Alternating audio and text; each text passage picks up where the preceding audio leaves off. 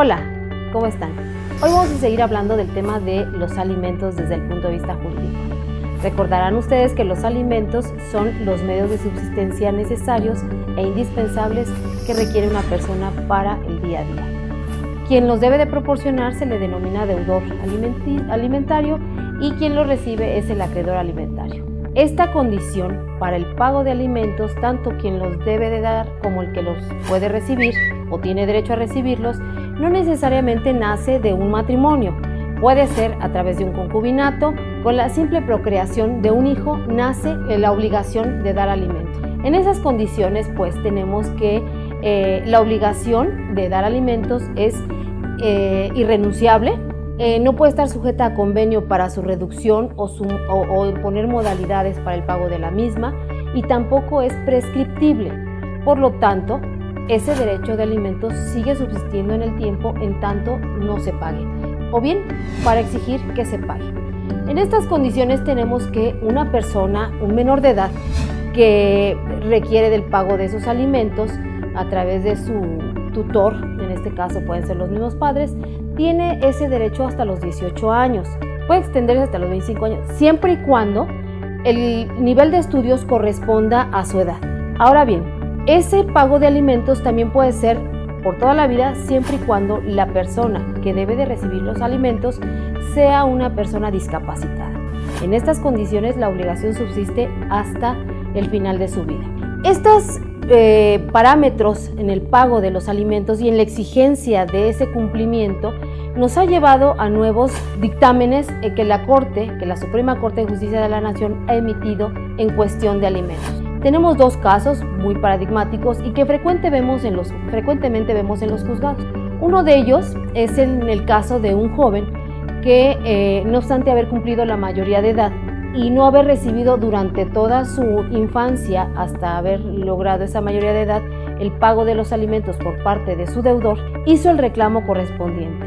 Inicialmente, ese pago de los alimentos fue negado.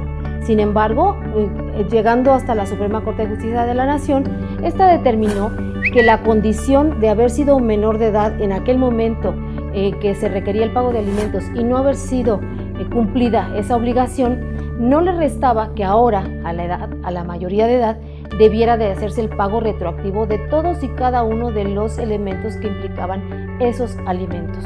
Es decir, la Suprema Corte de Justicia de la Nación ha validado ya el pago de los alimentos retroactivos. Como bien decíamos hace un momento, esa es una obligación que no prescribe en tanto pueda ser reclamada por quien es el sujeto de ese derecho.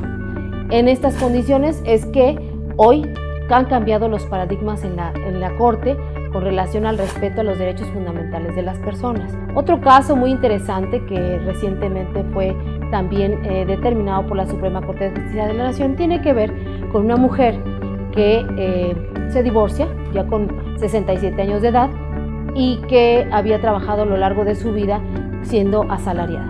Para ese momento de su vida había ya obtenido una pensión por jubilación y sobreviene el divorcio. En estas condiciones se solicita el pago de una pensión, de una indemnización por doble jornada. En una primera instancia le fue negado este derecho. Posteriormente, una vez que el asunto se elevó hasta el conocimiento de la Suprema Corte de Justicia de la Nación, la Corte determinó que era viable el pago de este concepto por doble jornada. Es decir, si bien es cierto que la mujer percibía una pensión con motivo de su desempeño laboral, también era de reconocerse el trabajo que en el hogar desempeñó, reconociendo que las actividades del hogar deben de considerarse como trabajo, como una actividad laboral y por lo tanto debe ser remunerada. En esas condiciones es que la Suprema Corte determinó que debía de pagarse una pensión por el equivalente al tiempo que había durado el matrimonio y reconociéndose como una doble jornada laboral.